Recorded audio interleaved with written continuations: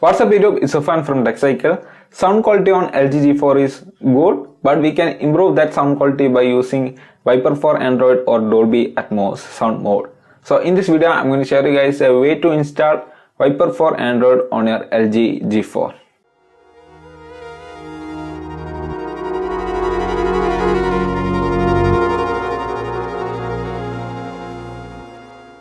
To follow this guide, your device need to be rooted. So you need to be running on Android 5.1.1 if your device is not bootloader unlocked. If it is bootloader unlocked, you should be rooted. So after this rooting, head out to the first link in the description. It is the ViPER4Android XDA thread link, and download the ViPER4Android application version 2.5.0.5. That's very long, but download that. And if you are running on Nougat, download the Nougat version. After that, install the application and don't open the application. And head out to the second link in the description. It's about the GitHub page of Selinuxmodechanger and download the APK. After downloading the application, install the Selinuxmodechanger. It is going to change your kernel mode from enforcing to permissive.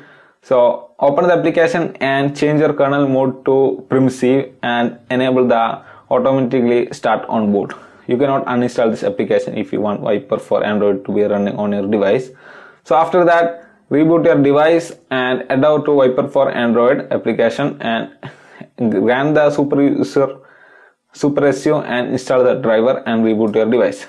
Now you have successfully installed the ViPER4Android, and to check whether it's working or not, just enable the master switch on phone speaker and head over to the bottom section and choose the output gain to playing some music and reduce the output gain to 0, so the sound will be very low, and to the max the sound will be increased. So if it is not working, head over to settings and enable developer option, and in developer option disable use awesome player.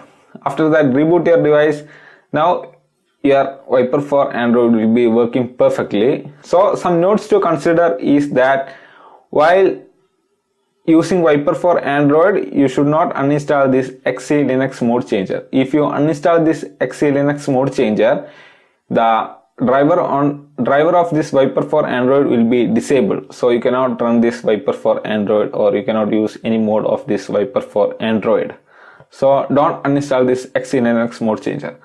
So that's all about this installing ViPER4Android on your LG G4, guys. Thanks for watching, guys. If you think this video sucks, hit that button. If you think this video was awesome, hit the like button and stick with us so you might find some contents to watch.